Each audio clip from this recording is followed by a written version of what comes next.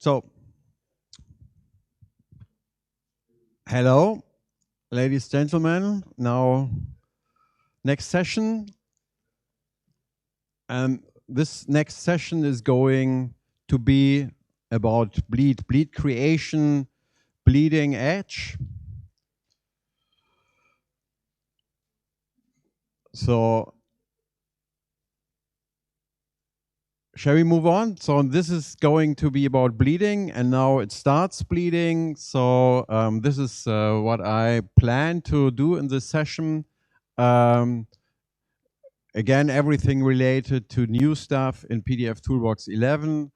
There is a brand new predefined process plan that allows you to check for bleed and to fix bleed problems on rectangular pages, PDF pages. Then there are many improvements for the existing bleed fix-ups.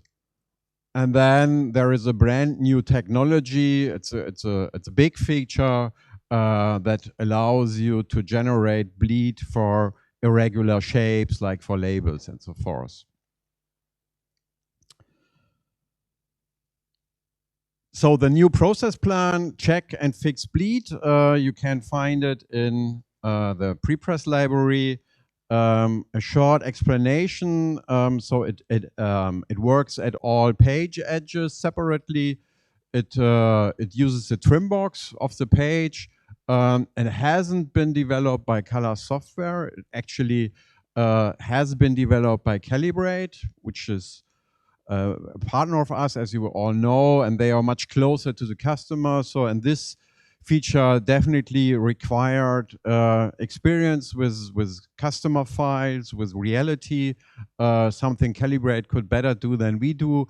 And so they developed it, and they kindly gave it to us so that we could incorporate that into pdfToolbox 11.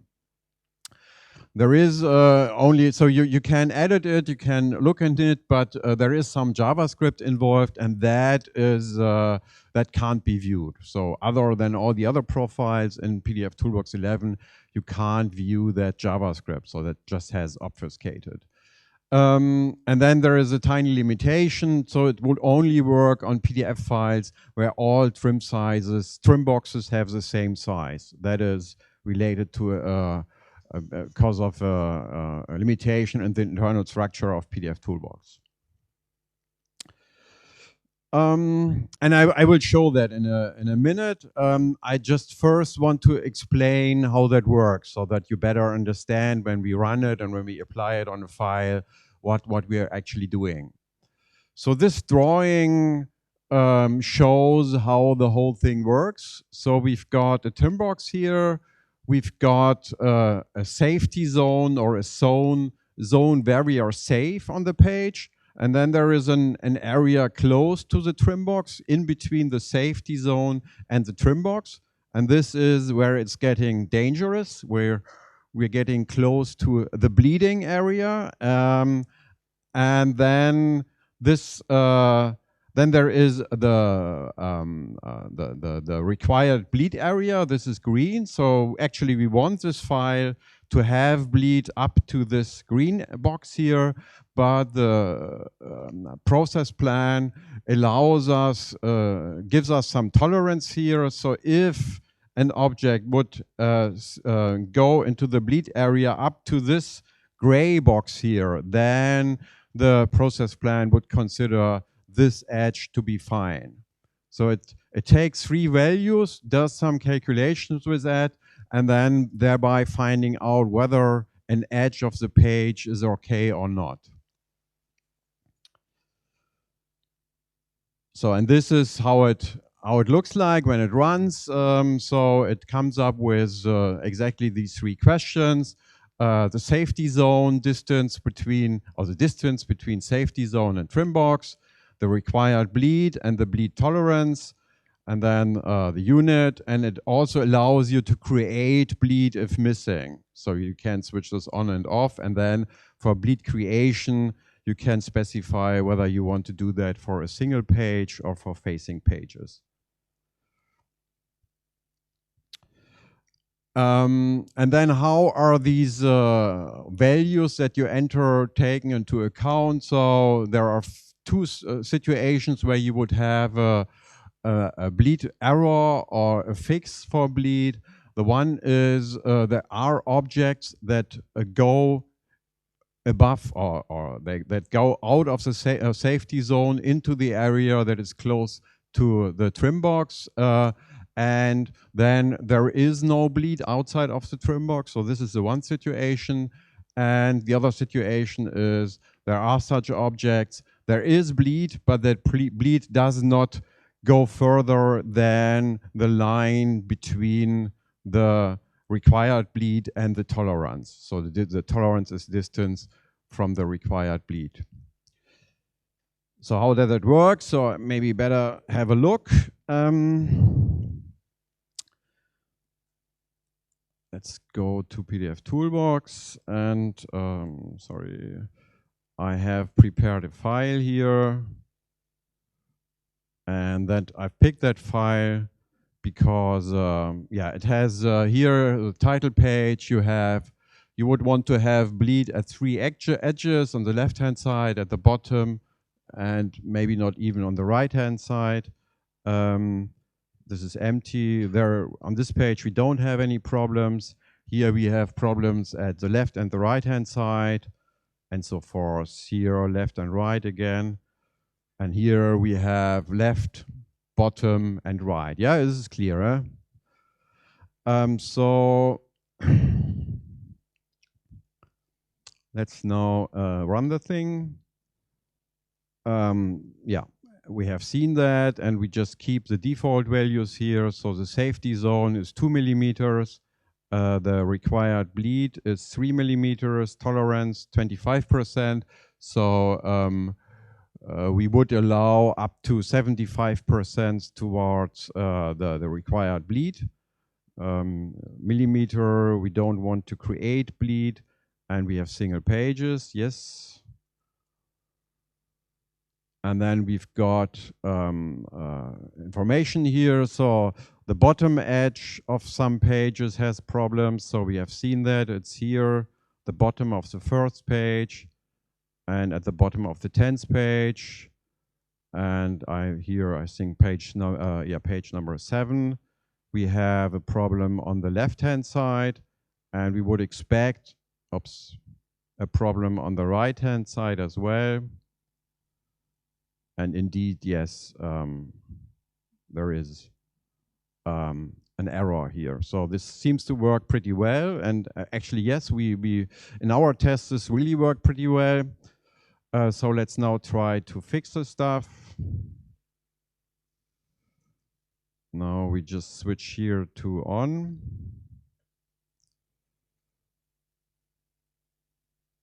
And of course, we need to save a result now, which we have done before.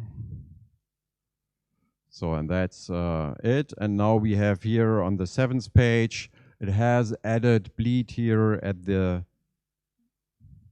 why doesn't it work? Ah. Okay. Here we have on the left-hand side, at the bottom. I'm not good in that. And not on the right-hand side. Here it's on the left-hand side, on the right-hand side. Here nothing, here neither, and so forth. So, and then here is 10th page. It has generated bleed on the left-hand side, at the bottom, and on the right side. And even here, if there are only these tiny little strokes, it has found or identified this edge of the page as being problematic and has mirrored the objects into the bleed area. Okay. Next. Yeah, for existing Fixups, there are a couple of changes. So this was a new process plan. But if you want to configure your own checks or fixes, there are a few changes for the unconfigured fixups that you can use for your own configurations. First, and this is easy, but we have normalized, synchronized the names so that if you look for that, just be aware that names have changed. We had, the first one that we had was create bleed, which was actually using scaling. So it was just upscaling the page content, not the page size. It was, the name had create bleed. We renamed that to generate bleed by upscaling. And the one that came thereafter is generate bleed from page content. That had been changed to generate bleed at page edges. And that allows you to mirror or to repeat the last pixel. And then the new one is generate bleed for irregular shapes. And we will get back later on to that one.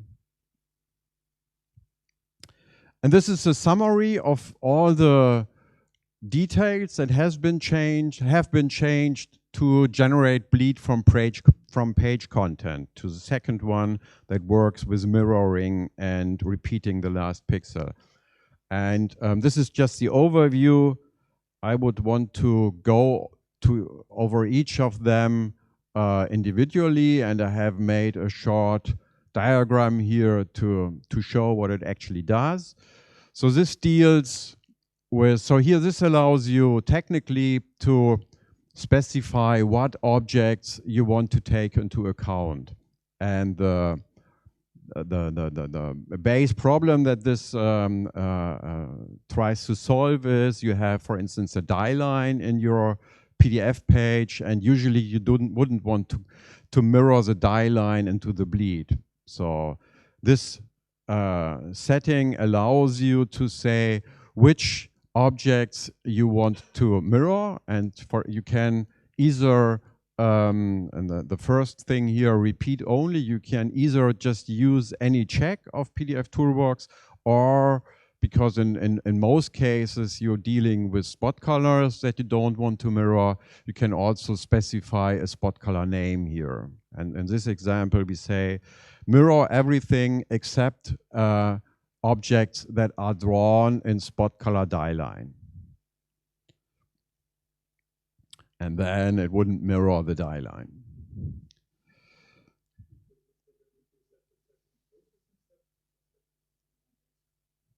Processing steps?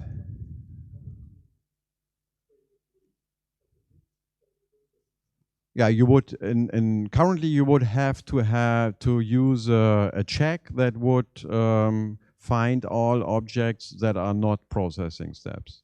Mirror, let me see.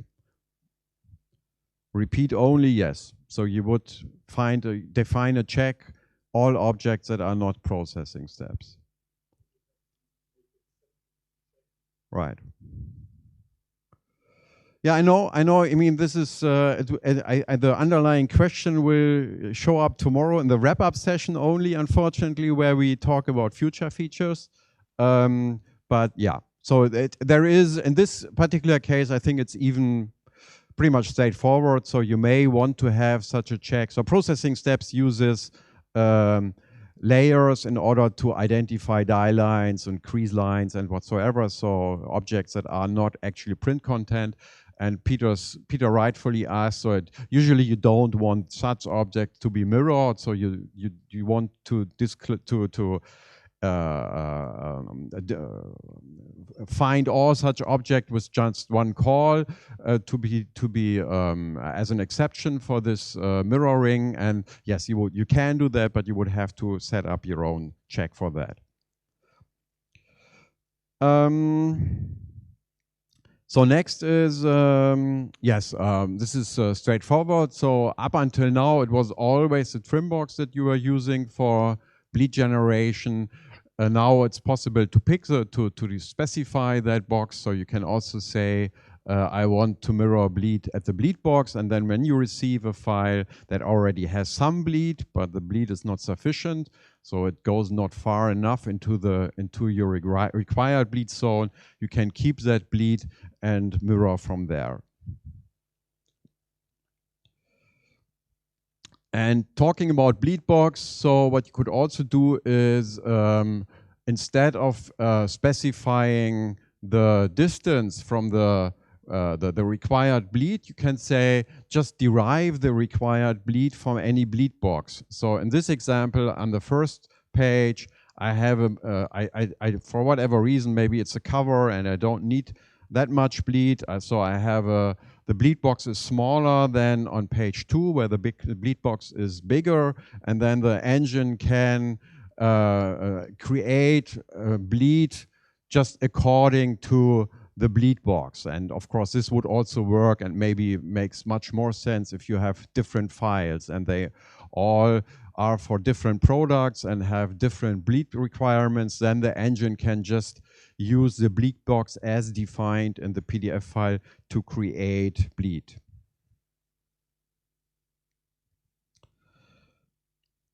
That is also something that came from reality. So in real world, for stupid reasons, whatever, it happens that there is an object that goes very close to the trim box, but not exactly to the trim box. So there's a tiny little white line.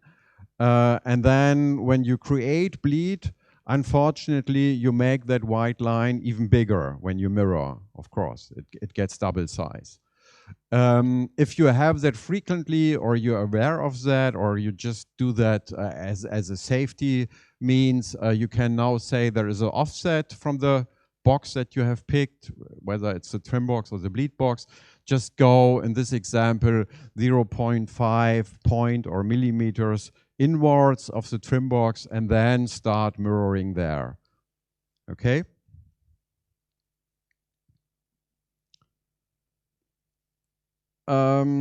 Yeah, that is again. You might have already some bleed, but not enough.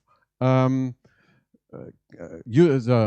until now, when you create bleed, which is the light red here, the orange thing, it is always mirrored in front of the page, which would cover any objects that already stretch into the bleed zone. What you can do is you can create the bleed behind the current page content so that it wouldn't cover.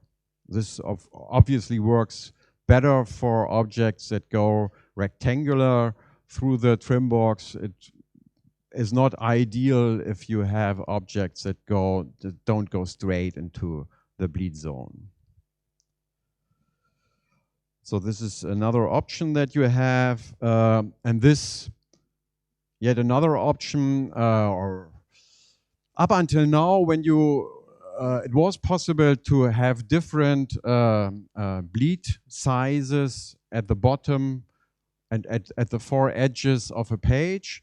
But in certain cases, in certain combinations, it happened that you had these white rectangles here because the engine,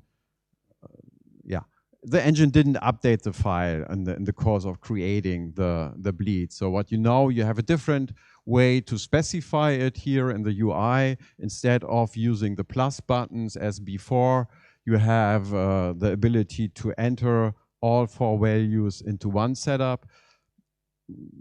Yeah, you will see that when you look at it, and the main message here is it works better.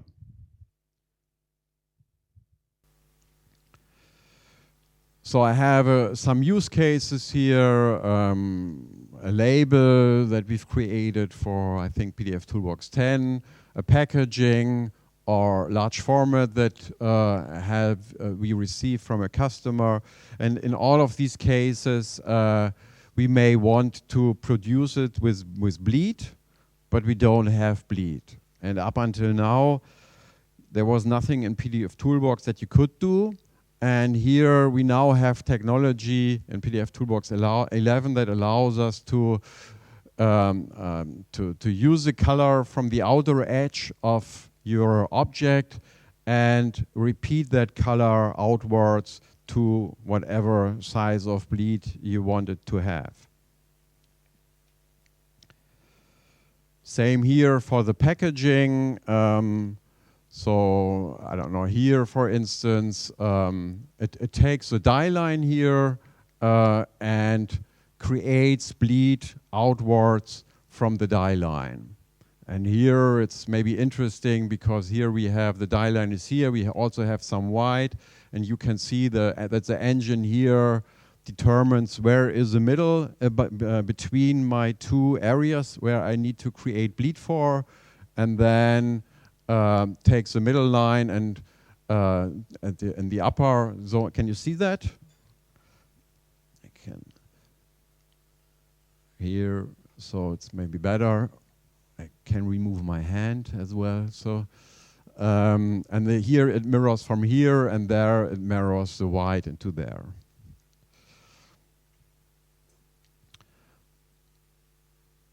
And here as well, so we've seen that before. On the left-hand side, it's you can't see the bleed very well. But I can again. I can zoom in, and here. Yeah, maybe you see it. I have created a die line here, some line where the old, where the original ended, and then the engine has created some bleed here for me. How does that work? There is a new Fixup, generate bleed from irregular shapes. It uses the shapes technology. It uses a shapes technology, it applies pixel repetition. It has all the options that I have just mentioned, so you can mirror only. This is important in this context even more than for pages, because in many cases you will just have a die line. So the die line is actually what you're using for creating bleed. So you would, in most cases, you will use this feature here. You can create behind and forth. You can define an offset to go inside. So you have all these features. And maybe we just do a short demo. Don't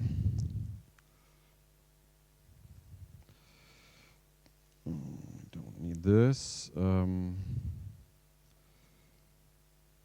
So here is the label, and there is a new predefined Fixup, which is called generate 5mm bleed at die line, and that is based on processing steps. And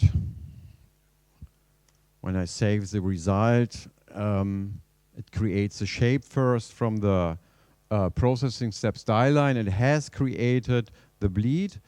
In this case, since I have created the bleed in front of the object, it does, and since I also went slightly inside, it now covers the die line. So what I can do, I can bring the die line to front again, so that we can see it.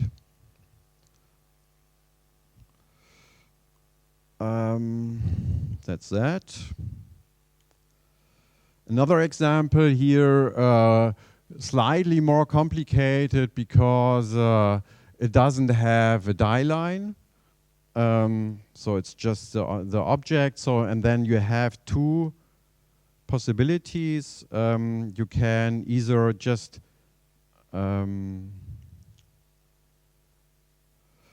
create the bleed at visual area, or you create a die line using shapes. And I will want to do the latter. So make bleed and die line for irregular shapes. This is not in the product. That is, or is it? I don't think so. We will find. I will have that on the slide later on. Anyway, just let's now just use it. Make bleed and die line for irregular shapes. And since I'm using shapes technology here, it asks me, because it does some rendering first, the vectorization, so it wants to know the resolution for rendering. I say 50 is fine. And it now first creates the shape and makes a die line out of that, and would then create the bleed. Here we go. It has slightly made my page bigger, and you see, I mean, it's relatively dark, but you should see the die line here and the bleed that it had generated, right? Moving on. Yeah, it's in the online documentation. So this process plan that I have used is not in the product, but you can find it in the documentation. Just something that we found out during our testing. Here we had a problem because that thing had, it was not transparent, it was white. And if it has white and you don't say exclude white, it has some confusing results. So here, in such a case, when it's not transparent, it's better to say to not ignore white areas. Doesn't make sense, huh? Yeah, and this one, I wanted to do something really difficult. So what's about this one? If I would use what we have done so far, I would end up with something like this, which maybe is nice, but not as expected. I played around, so this is more experimental, but I played around a little bit, and what actually worked somehow was find out the gaps here, which were pretty much 1 centimeter, and then create a help shape by creating a shape and drawing a line. And the line, in this case, ideally has about 4 times the size of the gap. Then you take the result and create a die line inwards, again 4 times the size of the gap. And then you create a the bleed here. I mean, for this simple shape here, where ideally it would be a circle, there you see some flaws here where the white is because the line ditches slightly inwards. So I'm not sure. I'm not so close to production to see whether this could really work, but the bleed, at least, I would think solves production problems to a certain degree. I think, yeah, I think we can do a quick demo on that. So here I have my file, and again, this is a process plan in the documentation. I think let's do 40, and again we have 1 centimeter gap.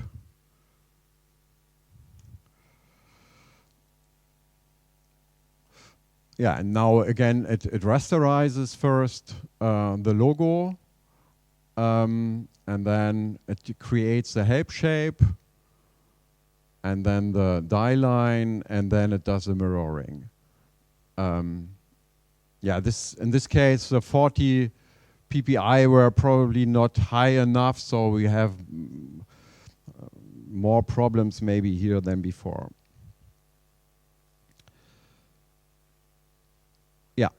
Again, this is in the online documentation. I was not sure whether I can use the Pan Am logo here because of the rights, so I used a different example, but the process plan is the same. And yeah, I encourage you to, I mean, if you're aware of such problems, if you see something, it would be nice to get some feedback. Okay, now it stops bleeding. So this is what I wanted to cover. We have this new predefined process plan developed and given to us by Calibrate.